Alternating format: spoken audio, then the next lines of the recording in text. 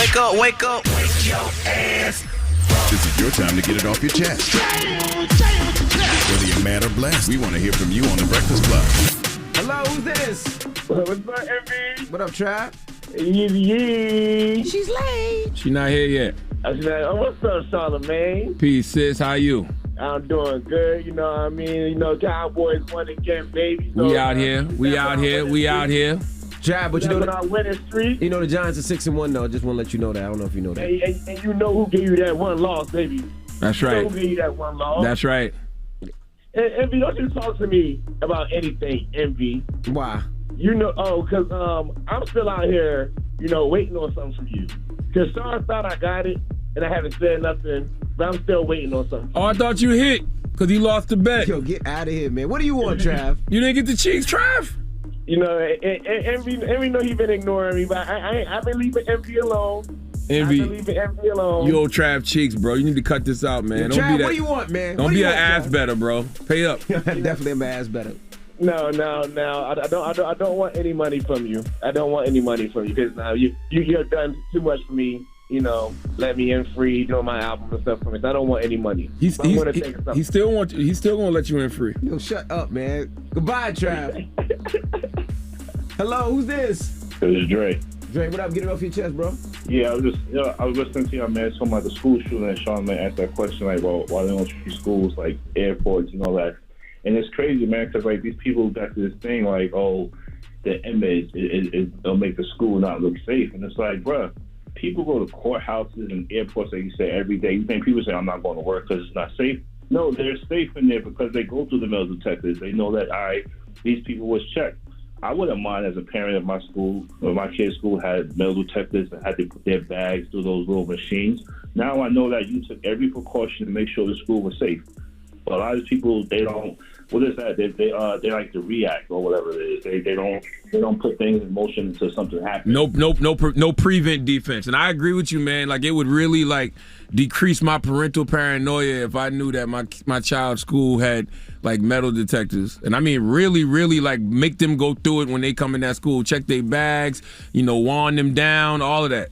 Yeah, listen, I feel safe as a parent. Like, all right, boom, I like that, man. I'm telling my kids, these schools, all 4 years, we not transferring nothing because you guys is making sure nothing happened. Like, most of the people wait till something happens, then they want to put stuff in place. Like, oh, we sorry for the families. We didn't know this was going to happen in our neighborhood. Man, please, it can happen at any time, anywhere. I agree, my brother. Well, thank you. Be safe out there. Get it off your chest. 800-585-1051. If you need to vent, hit us up now. It's The Breakfast Club. Good morning. The Breakfast Club. This is your time to get it off your chest, whether you're mad or blessed. So you better have the same energy. We want to hear from you on The Breakfast Club. Hello, who's this? Yo, what's happening? This is Hey, man, what's happening? Is Charlamagne here today? Peace, King. I'm right here. What's happening, brother?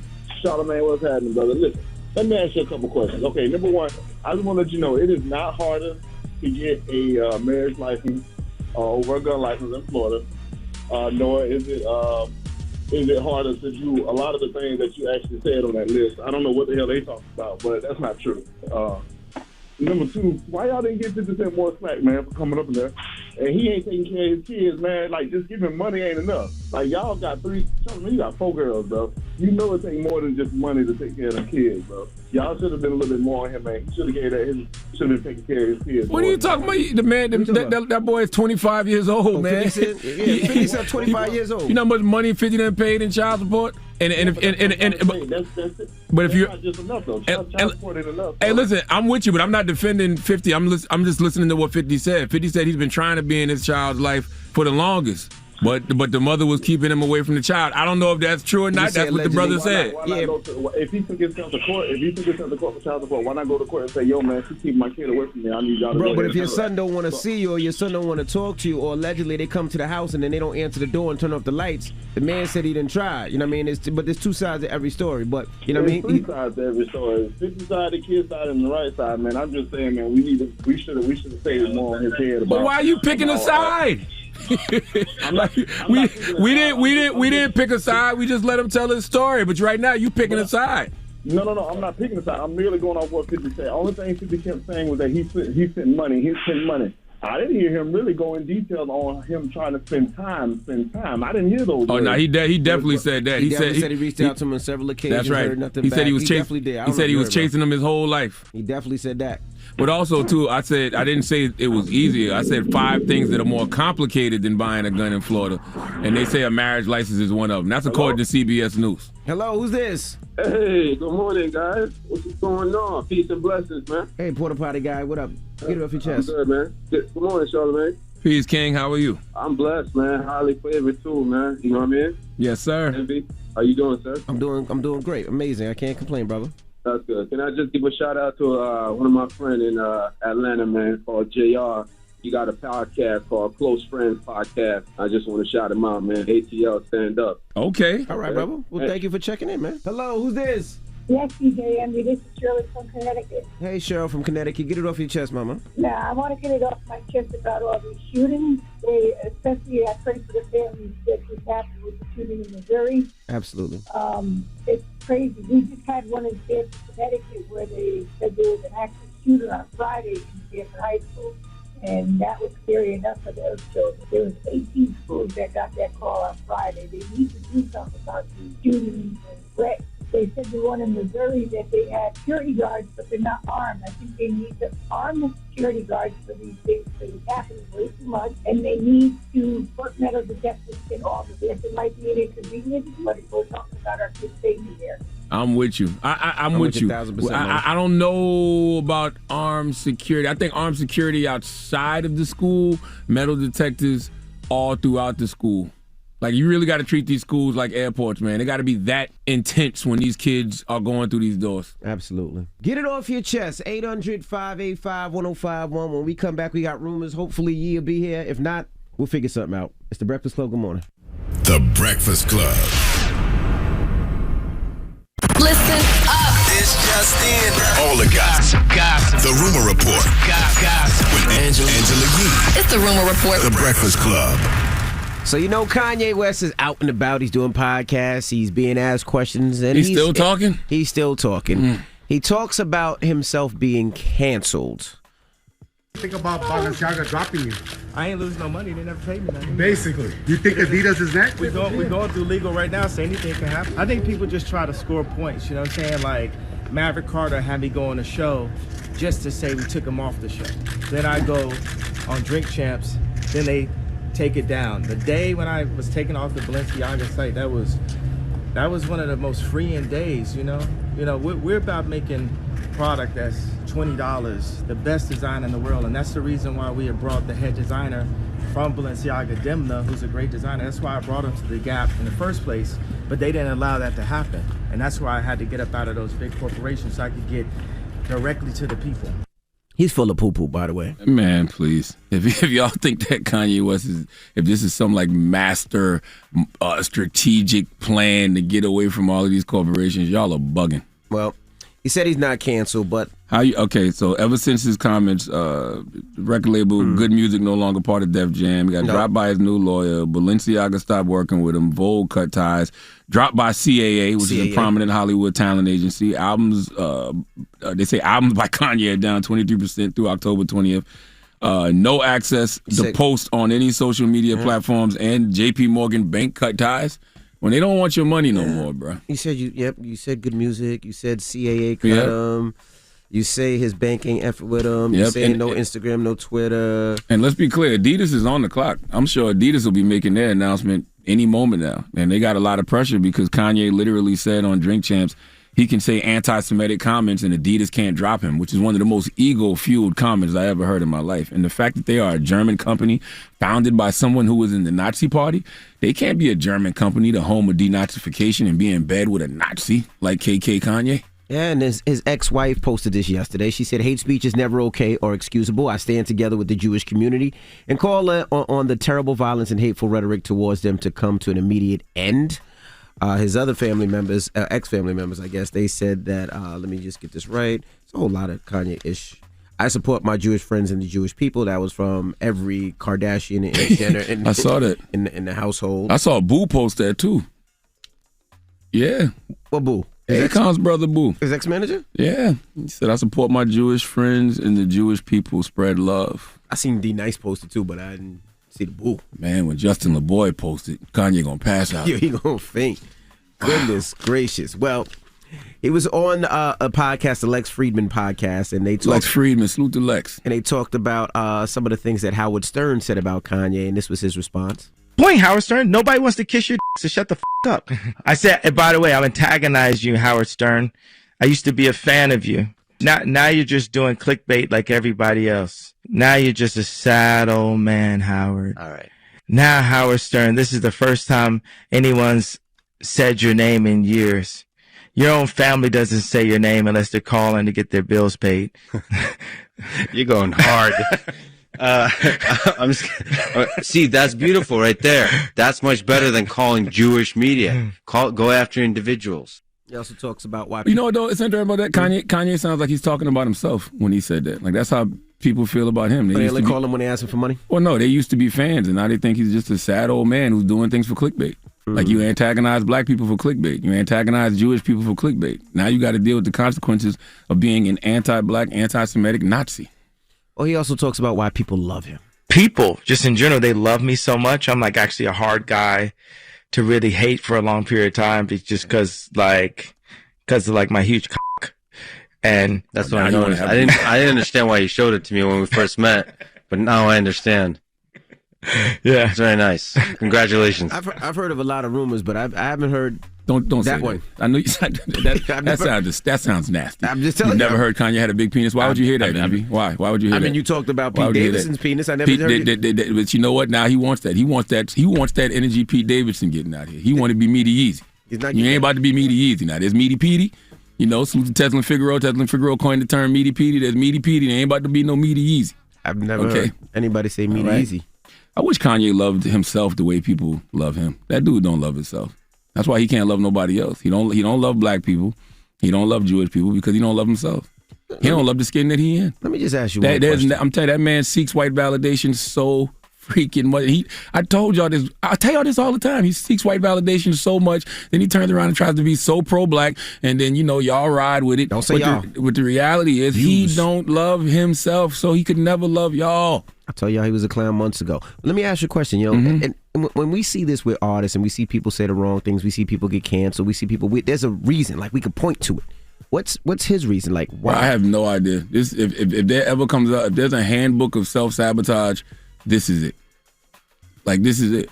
Like, he did all of this to himself. He decided to put on, the White Lives Matter shirt, antagonizing black people, knowing that, that slogan was created by white supremacist hate groups when black people started to affirm themselves with the term Black Lives Matter. He decided to get on Twitter and say, he's about to go DEFCON 3 on Jewish people. He decided to go on Drink Champs and, tell those lies about how George Floyd, got murdered, killed. Yeah. So it's just like he made those. Hey, what did he say? Slavery was a choice. The words that are coming out of his mouth are a choice. I don't, he got to deal with the consequences of those words at this point. Got to deal with the consequences of being an anti-black, anti-Semitic Nazi. All right. Well, that is your rumor report. KK Kanye. Goodness gracious. That's who he is. Jesus Christ. Now you want to have a big penis. What? That's all you got out of all this? I'm just saying. That's all you got out of all this. The Pete Davidson, we talked about a whole lot. Pete Davidson penis rumors is driving him crazy. Now you want to have a big penis. That penis really upset him. Like, that penis really upset him. You're just randomly volunteering in interviews. They love me because of my big... All right. Okay. I've never heard that one. All right. Well, we got front page news next, and Secretary Pete will be joining us this morning. All right. This is awkward. It's the Breakfast Club. Good morning. The Breakfast Club. Your mornings will never be the same. Everyone deserves to feel safe and protected at home. But some communities are more at risk for deaths or injuries in residential fires than others. As a global leader in fire safety, Kidda believes this issue is cause for alarm. See how Kidda is promoting fire safety in all communities at causefораlarm.org. Yeah. Morning, everybody. It's DJ MV, is she okay? Angela Yee, Charlamagne the Guy. We are the Breakfast Club. Has anybody spoke to her? Did she finally quit? Did she finally say, you know what, it's over? I'm not coming in no more? That would be a way to go she out. did, a few months ago, what was it? The Breakfast Club as we know it is finally over. Maybe. And did she finally say F it? She said F it. I ain't get up no more. F y'all. I'm tired of y'all and your bull crap. Oh, okay. I don't know. They said she's on the way, but I don't know why she didn't broadcast from the crib. Anyway, let's get into front page. Come enjoy your last days on the Breakfast Club. All right, and Monday Night Football. The Chicago Bears beat the Patriots 33-14. All right, now tornado watch. They're saying thunderstorm warnings issued in parts of Texas. They're saying it's about to get nasty. The weather's about to be severe in the state, so they're saying everybody please be careful. They're saying this weather's gonna be nasty from Dallas to Waco to Austin to San Antonio to parts of Houston. All right. Or even here on the East Coast, we've seen rain the last 3 days straight. So the weather's pretty nasty. We got to send a rest in peace to Leslie Jordan. He died at the age of 67. They said in a car accident. They said he's best known from Will and Grace. Do you watch that? No, I never watched Will and Grace. I mean, I'm familiar with it, but I never watched it. Yeah, so... Man, 67 died in a car accident? Mm-hmm. Jesus Christ. He passed away yesterday. And lastly... I haven't been following this too much, so maybe you could help us out. Now, Florida governor debate between DeSantis and Christ. He debated Christ? Damn, Jesus had to go. Hold on. Y'all got Jesus running for governor of Florida? Hey, y'all need it. I know Jesus' body run DeSantis in a debate. No, DeSantis Christ? and Chris. And now here's some of the debate. Chris who? Charlie Chris. Worn out old donkey I'm looking to put out to pasture is Charlie Chris. Yeah, well, Ron, we know you love to bully people, and the little name-calling you just exchanged, I can take it, but you shouldn't do it when children are standing behind you at a press conference and they're wearing a mask and giving hell. But apparently that's your nature, and that's too bad. Now, they went back and forth about abortion, about the hurricane response, the state's ongoing culture wars, rising Republicans' future, and a host of others. They also talk about stolen land. It actually, if you look around the country, they do have programs, unfortunately, well, they will take a student, look at their race, say, okay, you're white, you're an oppressor. If you're black, you're oppressed. And think about what that does to a 6 or 7-year-old kid. That's wrong. You're seeing that. You have people that are teaching, and actually his running mate has said this in the past, that teaching the United States was built on stolen land. That is inappropriate for our schools. It's not true. It's the truth. What? It's not inappropriate. It's the truth. Now, they also talk about race theory. He talks about not teaching about the history of our country that might offend some people in our schools. We ought to teach facts in our schools. There's an old expression, Ron. Those who don't know history may be condemned to repeat it. Usually people use that in reference to the Holocaust. It could just as easily be referenced to slavery in our country. It happened. It's a fact. We shouldn't have a whitewash approach to educating our children. How are they going to do well in life if they don't even know our own history? And we're not going to teach people to hate each other in our schools. I don't have hate in my heart, and I don't think we need to be doing that in our schools. I just don't understand how Florida does it. How Florida says, you know what, the past is the past is too hurtful. We're just not going to go over the past and explain what really happened in this country. That's not just Florida. It's a lot of different places doing that. That's wow. The reality of the situation is... Because it hurts somebody's feelings to know the truth? Yeah. This world is soft, bro. The reality of the situation is Ron DeSantis is still going to win and become governor, be governor of Florida again. I think I saw a poll yesterday that shows Hispanic voters in Florida favor DeSantis for governor like 51% to 44% or something like that. My goodness, that's crazy. All right, well, that is your front page news. Now, when we come back, Secretary Pete will be joining us. That's right. He'll be here, Secretary of Transportation, Pete Buttigieg. Mm-hmm. I like Secretary Pete, man, because Secretary Pete is the only person from the Biden administration who consistently and constantly comes to the Breakfast Club, even when it's not an election year. Whenever he's in New York City, he pulls up to the Breakfast Club. Nobody else in the Biden administration does that. As diverse as the Biden administration is, no, none of the black people from the Biden administration come up here as constantly and consistently as Secretary Pete. Well, nobody came after they won. No, that's not true. Kamala Harris didn't come after she won? Well, she came on. She came on your show? My TV show. Your TV show? No, let me see. Marsha Fudge was up here. Who else came? Cedric Richmond when he was there. I don't remember who else. All right. Well, we're going to talk to Secretary. Oh, no, the Secretary of Education. Yes. His name slips my mind right now. Great. Yeah. Yeah. What a great show I started to say Miguel. Miguel Pagona? Cardona. Miguel, huh? Cardona. Cardona, yeah. I kept thinking Carbone, but I'm like, that's the restaurant. Miguel Cardona, yes. It's a great show with all the facts. All right. We're going to talk to Secretary Facts. Pete when we come back. Facts, I said.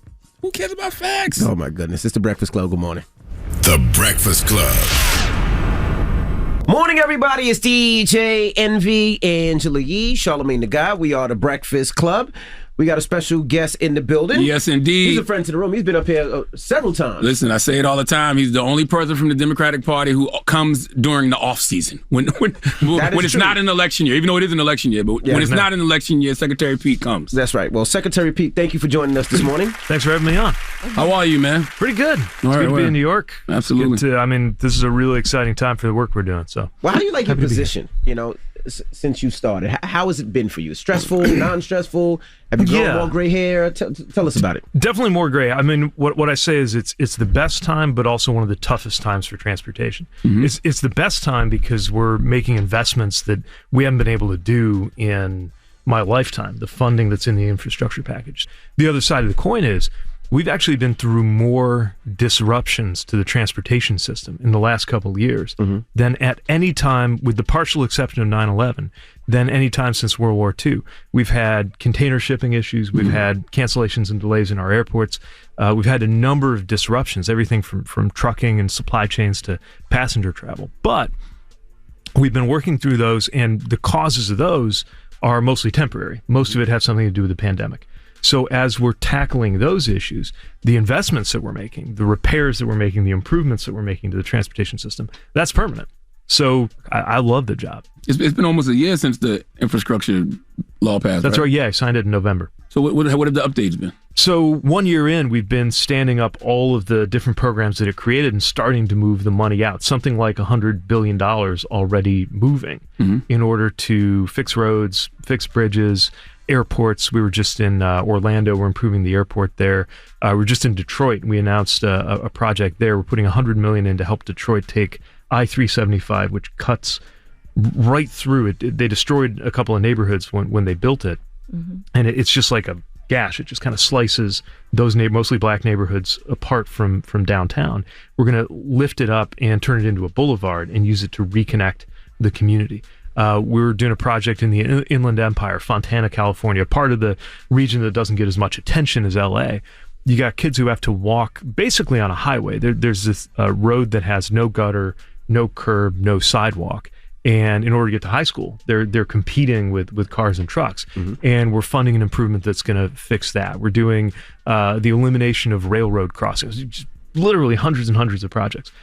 So getting those underway has been the work of the last year. It's a 5-year bill. So the bill the president signed has 5 years of funding. We're just through year one. And it's really, it's still the very beginning of a lot of what we're working on. But we're starting to see the results. Now, Secretary Pete, another issue always is this, right? Making sure that Black-owned businesses also have access to getting some of those contracts to get this work done. So where are we with that? Because I know that's something that's been needing improvement. Yeah, so a lot of work to do here, a lot of progress that we've made. The first part is the contracts that we directly control out of the Department of Transportation. So we set a goal for SDBs, small disadvantaged businesses, of 20%. This is a more ambitious goal than we've been able to set before, and so far we're beating that goal. But I have to say, for every dollar that we contract out of the department directly, there's about $10 that go out indirectly. In other words, we fund a transit agency like the MTA, or a state department of transportation, or a city that's rebuilding a bridge or an airport, and then they do the actual contracts. So we're working with them to make sure that they are inviting more businesses to the table that haven't had a seat before. Black-owned businesses have enormous potential right now to do all kinds of work, not just if they're directly involved in construction and engineering, but if you're involved in, let's say, accounting, serving one of the companies that is doing the construction, right? There's opportunity there too. So we're actually in the middle right now of a process of redoing the policy for DBE, disadvantaged business enterprises, where there's a history of discrimination, and we have legal authority to pay particular attention to creating opportunity there. You can go online. I know the website regulations.gov probably does not sound like what a lot of people are excited to check out on Monday morning, but there is a chance right now through the end of this month to weigh in if you were involved with a Black-owned business or any kind of MB or DBE, and you've had an experience, trouble getting certified, a problem getting a seat at the table, or you have a success story to share about how public work, maybe being part of a construction project, help you build your business. Now is a great time to enter public comments about your experience through regulations.gov on our DBE rule, because that will be part of what we use to make decisions about how to update the rule. Bottom line, nobody has a better track record of creating jobs and opportunity for people who have been left out in the past, including women in construction, including black building trades workers, than businesses who are owned by people who've been left out of the past. And I'm really excited about what we can do, but it's not going to happen on its own. That's why we're putting a lot of effort and emphasis on it. And I think we're going to have a lot of results. I just sat down with the National Association of Black Women in Construction. They have incredible success stories about how they've created opportunity, but also about what it's like trying to get a seat at the table. Because there's been a pattern in the past where you kind of had to already be in the business, already be connected, already be doing business with units of government to feel like you were in the know about what the next opportunity was going to be. So we're trying to make that more transparent. So I don't have any illusions about the work ahead, but I think we're going to be really proud of the opportunities we create if we stay very focused on it. I saw you in Philly. Now, how do you do that, though? Because the conversation was about how do you diversify federal contracts with black and brown people. So how do you go about doing that? So the first thing that we did just when we were there was talk about some of the challenges they face. So, for example, access to capital. If you're trying to get started or you haven't had these kind of big business opportunities, just being able to get capital funding or cash flow, right? If you're a giant multinational corporation and one of your vendors takes 2, 3, 4 months to pay, or no, one of your customers, then you can absorb that. If you're a small business, and a lot of these businesses starting out or businesses that are just trying to break their way in, they need prompt payment, right? Stuff like that. So we're talking about those direct issues that can be an obstacle. But also, we've got to have conversations with the prime contractors that are bringing on a lot of these black-owned businesses as subs about how to be more inclusive and how to get some of these subs to be in a position where someday they can be the primes. We're talking to a lot of state leaders. I was at a convening Friday in Florida with all of the state departments of transportation and their heads, saying that we're counting on you to create more of these opportunities. So there's a lot of different pieces of it, but there's a lot of things that we're doing in parallel, including this DBE rule that I was just mentioning, that we hope there's a lot of public input on, because then we can actually update the formal processes around contracting, the way the directories are built, just even the expectation of the requirement that you check to see if there are any new minority-owned businesses that could be doing the work that you're about to open a contract for before you sign the contract. We got more with Secretary Pete when we come back. It's The Breakfast Club. Good morning. Jay, Envy, Angela Yee, Charlamagne the Guy. We are The Breakfast Club. We're still kicking it with Secretary Pete. With the airlines. I mean, it's been horrendous. It's been horrible. People have been missing, birthdays and weddings and funerals and families. What are we going to do to fix that? It has gotten better, though. Yeah, I noticed it's gotten better over the past couple of months. It's still bad. And the prices are really high. Last week. Yes, and that's right. Like she said, prices are high. So what are we doing to fix that? Are they finding the airlines? And so what are we doing for that? Yeah, so it did get better, but it was tough over the summer. We got big holiday seasons coming up that are going to test whether these improvements are going to hold. There's 3 sets of things we're doing. First, fines. So airlines are required to do things like offer you a refund if your flight gets canceled. And a lot of the airlines were slow to do that, or they didn't do it at all. So we're subjecting them to fines because we enforce that rule that you got to get a refund. That's part 1.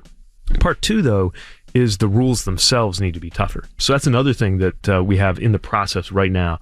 It takes a while. It's a very ponderous legal process. You got to go through a lot of comment periods, but we've got that open right now on things like raising the floor of how long of a delay counts as a serious enough delay that the airline's got to give you a refund. And then the third part that has really helped is it's just transparency. So we set up a website that makes clear which airlines will do what when you get stuck with a delay, for example. Will they give you a voucher for a free meal? Will they book you on another flight? Will they book you on another flight even if it's only on another airline that there's a free flight? Things like that.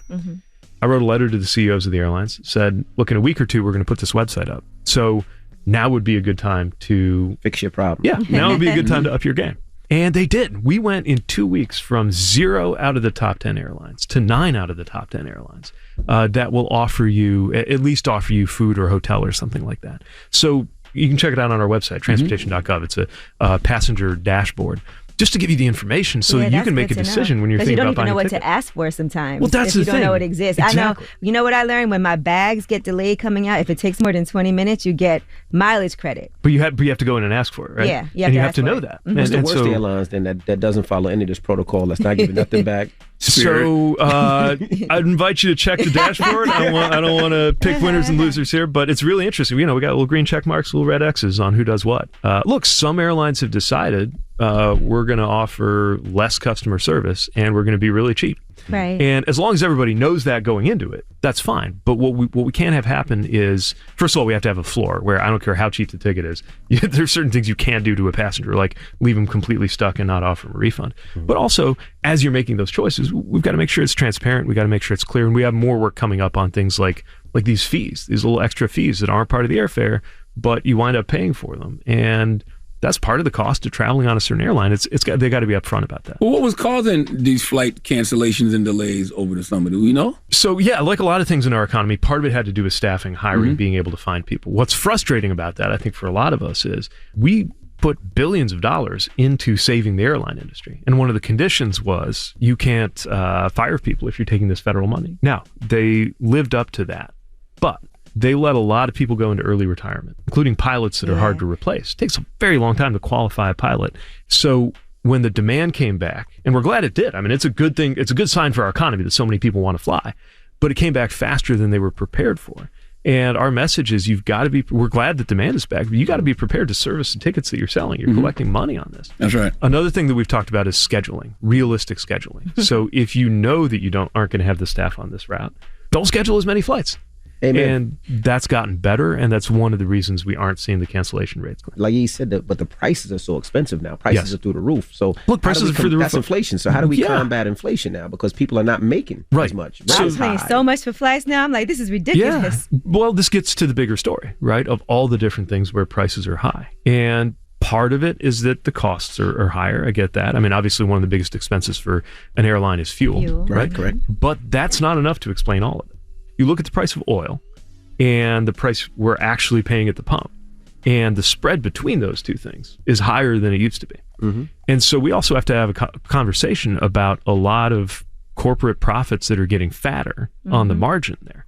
And that's a big part of what's happening across the economy that we need to talk about when it comes to inflation, because we've got some friends in Congress, for example, on the other side of the aisle, who love talking about inflation but refuse to offer any solution. Can you still call those people friends? I'm being polite. Yeah, it's a lot of fascism in there right now. Can you call those people friends when they're a threat to democracy? Look, I think we need to call something what it is, and when somebody is threatening democracy, we need to call that out. I know that there are a lot of people, definitely in Congress, in the Republican Party, who are horrified by what's happened to their own party. Why they don't speak out? Because they're afraid. Because they don't vote like they're afraid. Right. No, and so, my job as a policymaker is to sit down and work with them on anything where they're willing to do the right thing, which they did on infrastructure, for example. We had, a lot of Republican senators and a handful of Republican House members come over and vote with Democrats and work with the president on that. What are the solutions to regulating these corporations' pockets getting fatter while everybody's paying more and not combating inflation? Yeah, well, on something like energy, we had the president put forward an idea called use it or lose it, which is basically if you're sitting on these permits or these leases, but you're not doing anything to produce energy, then at a certain point, you don't get to keep sitting on it. That didn't go very far, largely because it was blocked by the allies that the big oil companies have in the House and the Senate. We've got to have more transparency about the practices of some of these companies. And we got to keep working toward a tax code that's fairer when it comes to these things. We think that the best thing we can do for inflation is create breathing room for people, right? That's why we cared so much about cutting the cost of prescription drugs. $35 insulin. We could have had that. And student loan debt. And student loan debt. Absolutely, right? That creates some breathing room when you're facing these higher prices on groceries, gas, you name it. Even for gas itself, right? It's one of the reasons why we're pushing to make electric vehicles cheaper. I'm not saying everybody can go get an EV tomorrow, but part of how we can give people alternatives is to make sure everybody can afford an EV. Some of the people who are beating us up over EVs being too expensive voted no on a bill that would have made them cheaper, that did make them cheaper.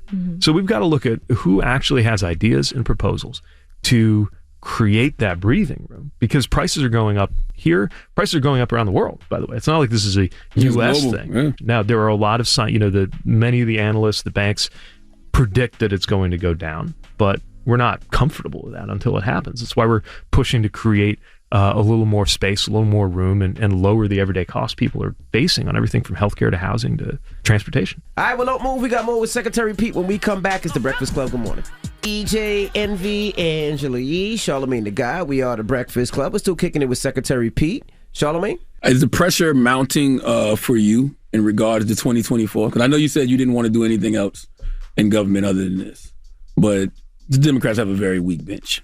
And I see how you move. Like, you'll come to places like The Breakfast Club, you'll go to Fox News, like you're talking to a big swath of the American public. So is it growing louder for Secretary Pete to run in 2024 as president? I mean, look, I already have a job and we already have a president. Mm-hmm. So the best thing I can do is support this president that I really believe in the agenda and the vision that the administration has. And as long as he trusts me to do this work on transportation, try to deliver on that. I mean, look, every job I've had, and I'm not trying to be cute about the politics. I know there's a lot of political chatter that goes on, but every job I've had, especially in public life, the best thing you can do is just try to be good at that job. Mm-hmm. And then whatever you want to do next, you're going to be better off if you delivered. And delivering, to our earlier conversation, is hard as hell, but also incredibly rewarding when you're working on stuff like that. Are you concerned with more celebrities coming up as being president that doesn't necessarily know politics, that really doesn't know what they're doing? We have another situation like a Donald Trump. Yeah, we're seeing a lot of this, right? I think there's something to be said for outsider energy. Mm-hmm. I came into national politics as an outsider, a different kind of outsider. I was involved in policy as a mayor, but I was not part of Washington. Mm-hmm. And I don't think you have to be, a Washington lifer to be effective. But I do think you have to care about public policy. I mean, you see some people now who just don't seem like they care. Well, and I think Kanye's running in 2024. I don't know if you know, but God, okay, great. Why not? Go ahead. Look, in the end, I think what people most want to know is, what do you care about? And who do you care about? Mm-hmm. Question, when you do interviews, right, and you're not allowed to talk about things like the midterms, how does that help Democrats in the midterms? I think the good policy is good politics. Like, if we're doing things that make sense and we can explain it, mm-hmm. then people will appreciate that. And in that way, there's no difference, or there's not a lot of difference between coming out on a campaign trail and saying, I think you should vote for this person, which is not what I'm doing today. Mm-hmm. And what I am doing today, which is saying, here's what we're working on as an administration. Here are the policies we think are good. Some folks voted for it. Some folks voted against it. And this is what we believe in. Mm-hmm. It's odd, but it's there for a very good reason, right? I mean, the reason we have these rules is so that you don't go out using the powers of the federal government and push a political outcome on people. So I respect it. But shouldn't you though? Isn't that the whole point? I can go put on a different hat later when my flight wasn't paid for by the taxpayer, mm-hmm. and talk about politics. Okay. I think it's okay to have those things be separate. I think the important thing though is that I don't ever want to say something in one context that I would be embarrassed to have repeated in another context. So it's also just really important that we're consistent and we're clear about what we care about and what we believe in. Do you feel like Democrats are rising to the urgency of the moment? Because we know there's a real threat to democracy, and the midterms are right around the corner, but it doesn't seem like there's a sense of urgency coming from the Democratic Party about it. I think we have a sense of urgency. I think that sometimes something can be so big that it's hard to make it out. And you actually have to break it down into something smaller, mm-hmm. if that makes sense. So what I mean by that is that the stakes for our country right now, in terms of our own democracy, in terms of our future, in terms of our standing in the world, they're so enormous that if you try to talk about it that way all day, climate too, it's so exhausting that I think it can actually shut people down a little bit. Not on the right. Right-wing media does it all day. Well, they say that the democracy is about to be over, but they blame Democrats. That's true. And one of the things that I think is really important is that facts still have to matter. We have to make sure that there's actually such thing as true and false. And you look at what happened last January, you look at what's happening right now with people denying the legitimacy of elections that actually happen, where, part of how democracy works is when you lose, you admit it. Yeah. I've lost. Losing sucks. But part of your job is to acknowledge that reality. Because the whole idea of democracy is rules and policy choices that we all have to live by. And that means we all live by things we don't always agree. That's the whole concept, mm-hmm. right? But I don't think there's any confusion about what's at stake. I do think there's a need to connect all these big picture questions to very concrete things. And I think actually right-wing media sometimes is a little better about that. I have a TV in my office where it's kind of splits into 4 quadrants, and I can see the 3 big cable networks, and I'm usually watching one broadcast. And every time I glance up at it, what you see on Fox is more of a story from a specific place that is meant to make you angry about this big picture fear, real or imagined. And it just puts you in a different state of mind. Whereas we, I think on my side of the aisle, tend to prefer to talk in terms of the concepts, the ideas, right? And I do think there's some work to do there. But that's part of what I love about my job. Right. Because there's nothing abstract about saying, Joe Biden signed this bill and you're getting a better airport. Or if you like this new subway stop that's coming to your neighborhood, it's there because Democrats, with a few Republicans helping out in Congress, in the House and in the Senate, voted on this bill, sent it to the president's desk, and he signed it, and my department implemented. Right? Like, this is happening in your life. This isn't like some conceptual debate about conservatism or free market principles. This is like, we're fixing this problem. And I see the number one issue is the economy. Yeah. When it comes to the elections coming up. And so we can see who's voting for and against people to have more money in their pocket. Well, that's the thing. I mean, let's look at the choice. And again, I'm saying this not election-wise, but legislation-wise. Look at the choices that are being made, right? So the last administration, their number one economic policy was tax cuts for rich people. And they did it. It's one of the promises they kept. They didn't keep a lot of promises, right? They didn't drain the swamp. They didn't even build the wall. But they kept 2 promises. And those 2 promises represent 2 things they really care about. They kept their promise to cut taxes for the rich, and they kept their promise to take away the right to choose. And what we're doing is working to keep promises. And I know there's some unfinished business in terms of promises that we've made. But we promised to get an infrastructure bill done, and we've done it. We've promised to act in ways that would reduce child poverty. We've done it. The president promised to get people back to work after we lost millions of jobs. More people are working in the private sector now than at any point in American history. So I guess you could say both administrations back-to-back have come in with a set of promises. People should think about which promises are kept. But like you said, Democrats are terrible at messaging. I mean, you didn't say that verbatim, but you essentially said Democrats are terrible at messaging. I think we think in ways that we got to work a little harder to they suck at messaging. But it's okay, Secretary Pete. That's what they're working on. It's okay to say that. Look, I hear you. All right, well, he does have to go, but that's right. Thanks for having us. We appreciate it. And thank you for always stopping through. It's a pleasure. All Good right. to be with you. The Secretary Pete. It's the Breakfast Club. Good morning. Good morning, everybody. It's DJ Envy, Angela Yee, Charlamagne the Guy. We are the Breakfast Club. Charlamagne and I. Hey, welcome back, E. Hey, good to be here. We thought you quit. Yeah, we didn't know. We didn't know. We thought it was, the Breakfast Club we know it is officially over. We thought that you just called it in today. Like, no, I'm early for my show, which is going to start at 10 a.m. Okay, that makes sense. I get it. We were just talking about Ye, and it's I guess it's official now. Adidas did terminate the contract, right? It took them long enough. I mean, they didn't release no statement during all this. They didn't sever ties. Well, Jesus Christ, you hit your rumor report drop first.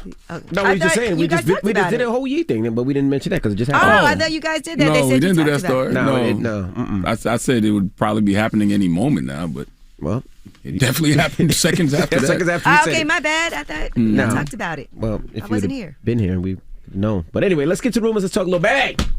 Lil who? This is the Rumor Report. What's going on? With Angela Yee I'm going back home. on the Breakfast Club. So listen up. Well, Little Baby is on the Big Facts podcast, and one clip that's already been circulating was him denying that he was in that photo with Saweetie. Remember, people said that she was sitting on his lap in a photo, even though you couldn't see his face. The internet, Twitter, and Instagram detectives tried to say it was him. Here's what he said. That was you in that picture with Saweetie? With the cargo pants? Nah. It's too hard to be lit, ain't it, bro? It ain't too hard, though. I ain't gonna lie to you. Whatever. I'd rather that than anything else. So I take whatever come with it. But I do have to, move a certain way because of that. And I be trying my best. Man, somebody had on the same cargo pants and the same sneakers. Oh, salute to it's not him. Salute to the Big Facts podcast, Baby J, Big Bank, DJ Scream. Make sure you subscribe to them on the Black Effect iHeartRadio podcast network. All Great right. podcast, one of my favorites. Now, NLE Choppa has clarified his sexuality after he posted a couple of pictures of himself, and you could see his print in the picture. And then somebody sent him a message. NLE Choppa said, "This is absurd." And the person who sent him a message was a guy and said, "Your D is huge, bro. No gay-ish. That ish is a effing tree log. You knew exactly what you were doing in that post. No homo, your ish is huge, brother. Holy ish." Man, humans are the funniest people, man. So NLE humans Choppa are said, people. "First and foremost, I love myself and I'm comfortable enough in my skin to show the beauty God blessed me with. Secondly, I love all, so I don't mind attracting both genders, but most importantly, my sexual preference is women. Please stop trying to make me something I am not." Well, when you put your penis online for everybody to see. And then when I say everybody, I mean everybody. So men, women, whatever you identify as, the print is online. They can comment on it, right? Have you ever sent someone a message like that? I don't have that kind of penis to be sending no messages. No, I didn't like say that. about yours. I said, have you ever sent someone? He's definitely sent What me you a talking message about? like Have that you ever before. told somebody else, like, no, you know, Yes, yes. Oh, no, I definitely have. No, because I mean, no, you I have. told the guy your ish is huge. No. But You just said you definitely have. I thought you said a message about a man trying you and you had to let them know, like, nah, I don't get down like that. Yes, I have. No one said all that. Where did Well, I don't know what y'all talking about. Just That's making what- stuff that's up. He did now. But yes, I've had a couple men try me. Like, I had to let them know, like, nah. I can see why you might think that, but you know, that's just the radio, buddy. why. That's just the radio. Just playing around a little bit, all right? Okay. All right. Young Boy Never Broke Again has signed a deal with Motown. You know, he's no longer on Atlantic, and so he has a joint venture with Motown and his Never Broke Again collective. He said, "I felt like I had a responsibility to my artists to make sure to find the right partner for my label. I'm looking forward to working with Ethiopia, Kino, and Motown Records." So congrats to him. Dropping the clues bombs for Ethiopia, that's a big gig. I don't know how Atlantic let that get away. Jesus Yeah. Christ, Kaiser. Kaiser? Well, Isn't the and- Kaiser the president of black music over there? Yes, he is. Yes. How you let NBA Youngboy get away, Kais? I don't know. I heard they I offered him can't say. $60 million too. Yeah, I don't Maybe know. I that guess was the reason. Maybe it was the wasn't money. happy with the No, I heard situation. Atlantic offered him Oh, 60 60? million. hmm I mean, he makes a ton of money, you know, and he's very low maintenance as far as when it comes to having to pay for things for him. So he's always putting out music. Hard-working young man. All right, Tyler, the Creator, has been cast as Jesus in Netflix's Big Mouth Season 6. It's an adult animated series returning for its 6th season on Friday, October 28th. Is Friday, October 28th? Yes. All right, so, congratulations to him. And it's cute if you see the character, the animation of him. And let's talk about Halloween, okay? So Ice Spice has reacted to the Halloween costume of her. I don't know if you guys saw that there is a Halloween costume of her. She said, you guys want them, well, she posted a picture of it. And did you guys see the picture of her Halloween costume? Yes. It's cute. With the wig and everything. That's real? What, the costume? Yeah. I saw one of Eric Adams too that said he's a party promoter that don't do nothing. No, that one was No, fake. it says Ice Spice on it. I don't think that's real. yo. Nah, this is outrageous. It says Ice I Spice. saw one just like that for Eric Adams. Exactly like that. I saw a Sada Baby one that said Detroit rapper. That's what I'm saying. I don't think those are real. I mean, it really has her name on it. You No, think but they you just know, photoshopped it? Photoshop. People can make those things up. I don't think that's real. I mean, I think it makes sense. I could see people wanting to wear that costume. Hey, look at this one from Eric Adams. That look real as No. hell. And it got the spirit thing on there, the spirit thing that says club promoter includes nothing helpful. Adult size costume. Sounds like a Republican made that post and photoshopped it. All right, well, that is your rumor report. Or a New Yorker. A Republican or a New Yorker who's not happy with the job Eric Adams is doing. Sheesh. All right. Everything ain't about party. Sometimes it's about people in the city not happy. There's a lot of people in the city not happy. They're just not. I mean, I don't think anybody's going to be happy with everything, right? Come on, girls. Ever? No, I'm just saying, I think nobody's ever completely happy with any politician. Oh, that's a fact. So, especially especially if it's a local, position like mayor. mm-hmm. The smallest thing can piss you off, like a pothole. Yep. Yeah. Well, who you giving your donkey to? Man, 4 after the hour, speaking of politicians, Florida Governor Ron DeSantis needs to come to the front of the congregation. Whenever there's an opportunity to tell some truth, we should tell some truth. So let's tell some truth this morning. All right, we'll get to that next. It's the Breakfast Club. Good morning. The Breakfast Club. Your mornings will never be the same. Discover something new on HBO Max. Stream the latest HBO originals like House of the Dragon, then catch the biggest movies like Elvis starring Austin Butler. Discover the stories that move you. Learn more at HBOMax.com. This is America. There is no question that there are problems in this country between police and community. Yes, you are a donkey. To the latest on that police killing of a black man. Now to new developments in the deadly spa shooting rampage. And yesterday was a really bad day for him, and this is what he did. And so we are in a state of emergency. Okay, white supremacist violence is and always has been the number one threat to our society. But I'm also very proud that my wife is white. The Breakfast Club, bitches. All right, Charlamagne, please tell me, why was I your donkey of the day? Donkey of the day for Tuesday, October 25th goes to Florida Governor Ron DeSantis. Last night, Ron DeSantis was debating with Charlie Crist, the Democratic challenger for governor in Florida, and when it got to one of his least favorite subjects, critical race theory, he decided to end his debate on a low vibrational note. He said that teaching that the U.S. was built on stolen land is inappropriate and not true. All the Native Americans are looking at the radio saying, huh, excuse me, say what? Would you like to hear it? Here it go. It actually, if you look around the country, they do have programs, unfortunately, well, they will take a student, look at their race, say, okay, you're white, you're an oppressor. If you're black, you're oppressed. And think about what that does to a 6 or 7 year old kid. That's wrong. You're seeing that. You have people that are teaching, and actually his running mate has said this in the past, that teaching the United States was built on stolen land. That is inappropriate for our schools. It's not true. I will never understand why any lie is ever referred to as little and white. Okay, white men like Ron DeSantis don't tell little lies. They tell the biggest, boldest lies that America has ever seen. All right, even if you don't want to, read a book. All right, do your Googles. I learned land was stolen from Native Americans in elementary school, which is exactly what they're trying to keep kids in elementary school from learning now. All right, they are literally trying to revise history right before our eyes. This is like KK Kanye saying that devil Derek Chauvin's knee wasn't on the cop's neck like that, as if we don't have eyes. We saw it, okay? It's one thing for people to do what they have always done with the story of Native Americans, in regards to Native American dispossession, and that's just to sweep it under the rug, all right? Don't talk about it. Hope Native Americans don't talk about it. But to lie and say it never happened? Come on, man.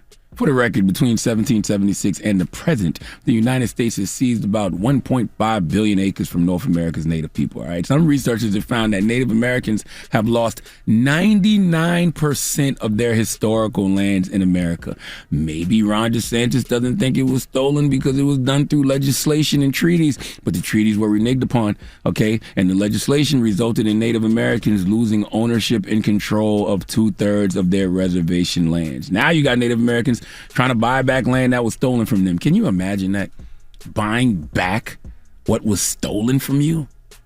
Tribes trying to buy back their land on the open market, even though it was theirs? Hey, Ron DeSantis, if the land wasn't stolen, how come Native Americans have been running with the land back slogan? And Congress passed legislation to restore ownership of 19,000 acres of the National Bison Range in Montana to a couple tribes whose names I can't pronounce. I think the Salish and Kootenai tribes. Listen, man. The truth is important, okay? And the truth is the truth regardless of who believes it, and a lie is a lie regardless of who believes it. We need truth in America. Truth-telling is essential for authentic communication to occur, and that's why we can't get nowhere in this country, because everyone is so busy lying. So we spend all this time arguing about what's a lie, so we can never actually get to the truth of the matter, and the truth of the matter in this situation is land was stolen from Native Americans. All right? Simple as that. All right? And guess what, America? We will never heal what we are not willing to reveal. All right? Please let Chelsea Handler give Ron DeSantis the biggest hee-haw. Hee-haw, hee-haw. That is way too much Dan mayonnaise. Let Kathy Griffin get in on that too, man. Please give this giant jar of mayo the biggest hee-haw. Okay. All right. Well, thank you for that donkey of the day. Mm-hmm. Now, when we come back, April Ryan will be joining us. Oh, okay. Mm-hmm. She got a new book out. Yeah, she has a new book out. It's called Black Women Will Save the World, an Anthem. Yep. So we're going to talk to her when we come back, all right? It's The Breakfast Club. Good morning. The Breakfast Club. Hey. Power 105.1. The Breakfast Club. Your mornings will never be the same. Morning, everybody. It's DJ Envy, Angela Yee, Charlamagne the Guy. We are the Breakfast Club. We got a special guest in the building, April Ryan. Good morning. Good morning, Charlamagne. How are you? I am blessed, black, and highly favored. How you feeling? I'm blessed, black, and highly favored as well. There you go. Yes. Good to see you. You too. Black women will save the world. The title is self-explanatory. Yes and no, but you didn't add the last part, an anthem. We're going to sing it over and over Ooh, again. okay. Yeah. An anthem. Black women will save the world, an anthem. An anthem, okay. Yeah, to keep it going, because what happens is people forget moments. Mm-hmm. And when we forget a moment, we lose out. And at the end of the day, black women are rising in number as head of household, rising in number as the breadwinner in a household. And with that said, we are taking care of everyone, everything, and not taking care of ourselves, and not being heralded as a champion, as a shero. And we are that. I know those stats got to be flawed, though. And the reason I say those stats are flawed is because they've always been the head of household. They've always been the breadwinners. I mean, I think about... But it's rising in number. Right. Okay. It's rising in number. And, you know, you got, when you have, and that's saying a lot about the structure of the black family now. Mm-hmm. You've got a mother who's the head of household. Mm-hmm. And then what do? If she's by herself and she's got kids, sometimes we bring the kids along to help us fill in the gaps. Mm-hmm. Yeah, and yeah, that yeah. goes into an issue that I talk about in the book for black girls, adultification. Yes. You know, and, you know, we make a lot of our children become more mature than they need to be. They Mm-hmm. lose out. And it's so interesting. A friend of mine who's in the book, Frederica Newton, the widow of Huey P. Newton, head of Black Panther Party, she said, you know, some kids are given fairy tales, others are nightmares. And I think all children should have fairy tales. And these are Absolutely. numbers that prove it, because I believe in the book it's black girls are 11 times more likely to be suspended than white girls in school, Yes. and 9 times more likely to be arrested. Yes, right. And that is the adultification of these young girls. Adultification that way and so many other ways. And it's just, at this point, we have to nurture not only ourselves and the community, but we have to figure out how to help navigate what this world is giving to our young black girls who are our future, who are going to be the next sheroes, next generation of sheroes. Mm-hmm. Men are being honest with themselves. You got to say that the women have been the CEOs of our lives forever. You got to say that. CEO of the home. How about that? From the grandmother to the mother. Yeah. Like, you have to say that. Men are our covering, and I still say that, you know, but we are strong in the home. We, a lot of times, are the decision makers. We are, for the most part, having your back, you know, not just some of us, you know, take care of the dinner, some of us take care of the wash, but we got your back in so many other ways. We have a hard time at work, but who's there a lot of times for us is we are taking care of the home, taking care of you, taking care of the boss at work, then going to church and figuring out, you know, being the usher or, you know, the choir member or the deaconess, and then going to the PTA. I mean, it's so many things we have to juggle, and yet we don't get our flowers. And I think a lot of times we're also taught to kind of, you know, endure, like you said, a lot of things. Yeah. Especially in the workplace. Oh, yes. And I love you. I love your move. I love your entrepreneurship. I love your business mind. You're not staying in a place that, okay, I'm going to stay here. You're moving higher. You're looking for higher. And unfortunately, a lot of black women don't have that sisterhood to say, let's push it further, because they don't see people who look like you and I in the workspace. A lot of us are alone and cannot talk to other women.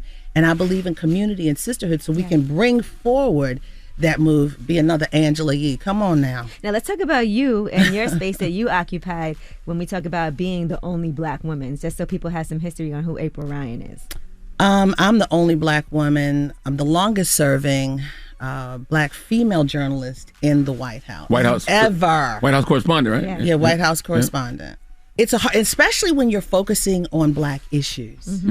It's a hard road, and people want to isolate you. They want to call you the angry black woman. Do I look angry, Charlamagne? No. Thank you. I'm happy. But if you are, I'm pleasant. But by the way, if you are angry, you have every right to be. But no, I'm not going to fall into that angry black woman stereotype because people want to say when you bring up issues of a community that's underserved with the highest numbers of negatives in every category. We should be angry. But they want to label you as that instead of saying, no. Let's take a look at the stats. They want to divert attention from the real issue and blame me when I have nothing to do with that. I'm trying to ask questions to get answers for a community that is hurting. That's right. And I just happen to be along the way a black woman asking those questions. And you've had those moments. Ooh, child. What are some adversities you faced as the White House correspondent? Some adversities? Yeah. You saw it. Yeah, being told to sit down. Trump told me, sit down. Sean Spicer said, stop shaking your head. Yeah, he wouldn't take your question because you were shaking your head, he said. Yeah, that was crazy. Sarah Huckabee Sanders, who's running for governor of Arkansas, told me my question was stupid and, been targeted by Fox News. Death threats just for asking questions of the black community, a community that they didn't want to deal with. So, and you know this, the black community has issues, period. And then at the White House, everything comes to the White House, from war to peace and everything in between. And in between all of that is the black community who still is trying to figure out, why is my water not safe to drink? Not just in Jackson, but in Flint still. That's right. Still. Policing issues, Ahmaud Arbery, George Floyd, and then what about our economy? When the gas prices were slashed a couple of months ago, and the president opened up the strategic oil reserve, allowing for millions of barrels to be released a day, guess what? Black folks didn't see that price lowering because we were having price gouging in our community. You could go across the street and see a $5 and something gallon of gas, and across the street it would be $4 when in other parts of America it was $3 and some. You gotta look on Gas Buddy, and that's how you're really. How about that app? I love that app. Or Cheap Gas or whatever. Yeah, let me tell you. Yes, I get it. What do you think about the treatment of VP Kamala Harris then in relation to this book, Black Women Will Save the World, and Anthem? What do I think about the treatment? In the media and just by people in general speaking about her? Well, number one, being a black woman, people are hypersensitive about that. And some of the things that were coming out about her or about her staff were just unheard of. It was just a lot of gossip and chatter, and it was ugly because she was a black woman, okay? No matter what you think of her, she is the first black woman to be in that position. She moved, and I talk about this in the book, she moved Joe Biden forward. She pushed him to move forward on matters of race. Did she, though? Okay, you don't remember that debate? You don't remember that debate? I remember that, but it was like after she did that, when she called him out on the bus, and it was like after that, it was like almost like she got a phone call to like dial that back. Chill out. And she kind of did a lot since. Well, let me say this, and I talk about this in the book. It was a tense time. It was a huge moment that I witnessed at the NAACP presidential forum debate when all the candidates were there, and she wouldn't get out of her van to come and talk with all of the other candidates. She didn't come out and meet with Joe Biden. There was a tension there. And Joe Biden was caught on a hot mic on stage with me saying, you know my heart. He was hurting by it. And he should have been. And then backstage, he was like, you know my heart. Kamala Harris was not seen backstage. Wow. It was so tense. There was a come to Jesus moment somewhere. There was a road to Damascus moment or something for Joe Biden, because I never thought the way he felt that pain, that those two would come together for this moment. Mm-hmm. So something happened. There was a coming together. But what happened was George Floyd, right? This was a transformational moment. And then you had Amy Klobuchar saying, you need to have a black woman as your running mate. And he had a list to include Stacey Abrams, Susan Rice, Karen Bass, so many others. I want to give all them sisters the credit too that did that op-ed for the USA Today, the Angela Rye and Sonny and all. Yeah, remember let's give them, yeah, most definitely. Yeah. And that pressure, it took pressure from all sides to make that happen. And you know, Sonny and Angela, they took a hit for that. They took a hit, and Joy Reid and Tiffany Cross, they took a hit for that. From the party, from the other Democrats. From the Democratic Party, for standing up, pushing for what was right. What was right. When you stand up and speak the obvious. You get ridiculed. You get pushed back. It's terrible. Mm-hmm. You have black women, and Corinne Jean-Pierre, black women in spaces and places that we've never occupied. And that's just governmental. Let's talk about CEOs. Let's talk about the moves upward. And this is a moment no one has said anything about. And I said, I got to mark it, because if you don't mark it and say, wait a minute, this is a moment in history, we lose the advances. Black women have taken a lot from a lot of different people, a lot of different groups. And now it's time to say we're here. And we're not rolling it back. All right, we got more with April Ryan. When we come back, don't move. It's the Breakfast Club. Good morning. Morning, everybody. It's DJ Envy, Angela Yee, Charlamagne the Guy. We are the Breakfast Club on this Tuesday. We're still kicking it with April Ryan. Charlamagne? As a journalist, there's all these conversations about freedom of speech. I don't think people really truly understand the First Amendment, because you're free to say whatever. But there are consequences behind it. If you lie, you can get sued for defamation and libel. If you say something that someone doesn't like, it could be consequences. Because you see George Floyd family suing Kanye, Alex Jones. Well, no, the baby's mother for $250 million. That child has lost her father. That child is dealing with a lot. Yeah, people are supporting her, but she doesn't have her daddy, and she will always remember. She will always see that horrific image of her father. That's right. I don't know if people are looking for attention, but we have a responsibility. It's not okay. We have a responsibility as journalists. Tucker Carlson shouldn't have done what he did, having him on that show. And he was sitting there smug and watching it. He loved it because he was like, oh, this is ratings. That's all he was thinking in his mind, because Kanye was giving him everything he wanted. He knew Kanye wasn't well. I saw Chris Cuomo bring up the issue. I take my antidepressant medicine. I don't know what you can do for Kanye, but what I know is I'd rather not talk about him, and I'd rather not amplify the ignorance of his message. How should we look at the role of journalism and how it impacts politics, especially right now? Because I don't feel like there's a lot of journalism out there. Yeah. Are you reading the Griot? Are you reading my pieces? Oh, no, I read the Griot. Do you read my stuff, Dr. Charlamagne? No, we got a newsletter? You know what? See, he's so high and lofty. Go to thegriot.com and look at the politics section, the April Ryan drop down. It'll inform you. I'm going to start checking it out. Please but do. A lot of people have platforms now who aren't necessarily journalists. Yes. And that's the unfortunate piece, because we have a lot of citizen journalists out here who give a lot of opinion without facts. Yes. And that's part of the problem why we're so uninformed. And we're not believing what we're seeing, because so many people are talking things that are just not true, giving us information that's skewed. The onus is now on the reader, the listener, or the watcher to figure out what is opinion versus fact. The line is blurred. And then, because you got a lot of people out here who are just pushing things out to make themselves, to make a name, to be on the Breakfast Club, or to just push a narrative that's not true.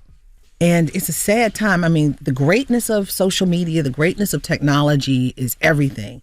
But when you have people abusing it, because it's so open, we have anyone jumping on saying, people be like, I read it on Twitter. It's true. Do you agree with CNN moving away from opinion-based commentary to more, what they say, they want fact-based news? I think it's a good idea, because we are so, as you guys just pointed out, we are so confused about what's what. I think a lot of news organizations, I think there's a moment for opinion. I do believe there's a moment for opinion, but I also believe there's a moment for fact. But we have to differentiate between the two. And there's going to be a lot of people getting in trouble, because I'm telling you, Miss Ryan, they do not know the difference. I was literally having a discussion yesterday with somebody about the whole George Floyd Kanye thing, and they were like, well, why is he getting sued for his perspective? I'm like, it don't matter what your perspective is when something has already been established as a fact. He has a large platform, and what he says speaks volumes to a larger and broader community that wants to downplay and change the narrative. And the impact of that, that's what it is, the impact. It's not the fact that he's just Kanye. The impact of what you're saying is devastating. And who you're giving it to. And where you're getting it from. You're just repeating white supremacist rhetoric, the same rhetoric that they used to try to get this guy off. He's repeating it from Candace Owens, his new best friend. So, a documentary that I would never watch. You think it's important to watch things that you don't agree with? Like, yes, it's important that I see what's out there so I can be informed, like coming here. You know, who knew we were going to talk about him? But, you know, but I haven't watched her documentary. I don't want to watch her documentary because I already know the basis of it. I've talked to people in George Floyd's family. I've talked to people in the community. I've talked to people who were there when it happened. I've talked to Keith Ellison, the state attorney general. I don't need to hear Candace Owens. You think people like attention from being a contrarian and saying things that, especially as... Is it attention, or are you being paid well? Is there a benefit and a payoff for you? Right. You know, I mean, if you are this juxtaposed to your own community that you went into and asked for help from the NAACP for something that happened to you many years ago, and then you go polar opposite, you wonder why. I mean, it's more than attention. Right. It's got to be more than attention. Well, April Ryan, Black women will save the world. And, you know, like Bishop T.D. Jakes told you, I hope that you are celebrating myself. Yourself. Thank you. And I love that you came in here and you know, gave me, you know, just lifted me up. And I want to make sure we do the same thing for you. Amazing. Thank you, sister. Black women will save the world, an anthem. Thank you. It's April Ryan. It's The Breakfast Club. The Breakfast Club. It's about time. What's going on? Rumor report. This is the Rumor Report with Angela Yee on The Breakfast Club. Well, Adidas has officially ended their partnership with Kanye with immediate effect. They released a statement today saying they do not tolerate anti-Semitism and any other sort of hate speech, and his recent comments were unacceptable, hateful, and dangerous. Adidas said they violated the company's values of diversity and inclusion, mutual respect, and fairness. Now, sales and productions of those Yeezy branded products have stopped, as well as payments to Kanye and his companies. They're going to take a $246 million hit to their fourth quarter sales because of this. They've been partners since 2013. That's when Adidas signed that deal and got Kanye away from Nike. And in 2016, they expanded their relationship with Kanye, saying it was the most significant partnership ever created between a non-athlete and an athletic brand. But after he wore those White Lives Matter t-shirts in public, they actually had the partnership under review. And they said that is a hate slogan used by white supremacist groups, including the Ku Klux Klan. Then when Kanye said, I can say anti-Semitic-ish and Adidas cannot drop me on Drink Champs, that's when they said, guess again, my friend. That's one of the most ego-fueled comments I ever heard in my life. Like, if you think that German company founded by someone who was in the Nazi party was going to hold on to you after that, then the levels of narcissist you are can't be defined. You can't be a German company, the home of denazification, and be in bed with a Nazi. We already told you Balenciaga cut ties. Vogue magazine publicly cut ties.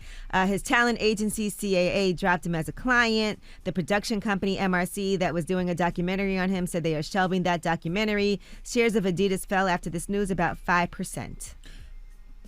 No.